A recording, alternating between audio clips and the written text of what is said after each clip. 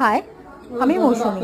আজ শেয়ার করছি আমাদের জামাই ষষ্ঠীর মেনুতে ছিল সাদা ভাত, বাসন্তী পোলাও আর তার সঙ্গে 5 রকম ভাজা: বেগুনি, বেগুন ভাজা, আলু ভাজা, কাঁকরোল ভাজা, পটল ভাজা, কুমড়ো ভাজা, মাছের মাথা দিয়ে ডাল, দই কাতলা, মাটন, চাটনি, স্যালাড, দই, মিষ্টি।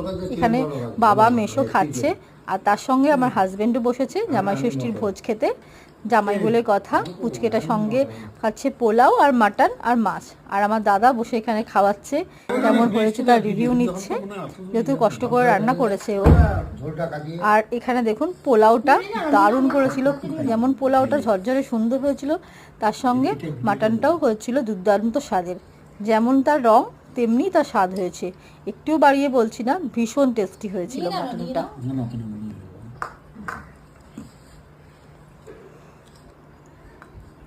এই মাটনটা অনেকটা গোলবাড়ি স্টাইলেরই করেছিল, ঠিক স্বাদটাও ওই রকমই এসছে তার জন্যে। জামাই তো এখানে মাটন পোলাও খেয়ে একদম আপ্লুত হয়ে গেছে, এত ভালো মাটন পোলাও।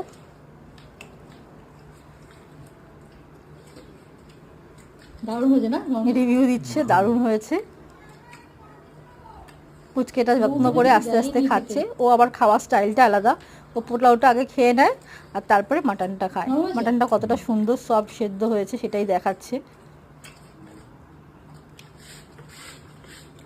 মাটনটা কালার দেখেছো, উফ, যেন জিভে জল চলে আসছে। পুচকেটাকে মাছটা একটু খুঁটে দিচ্ছে ওর কাকাই। মাছ খাওয়া পোলাও খাওয়া হয়ে গেছে, এবার সে মাটন খাবে বসে বসে।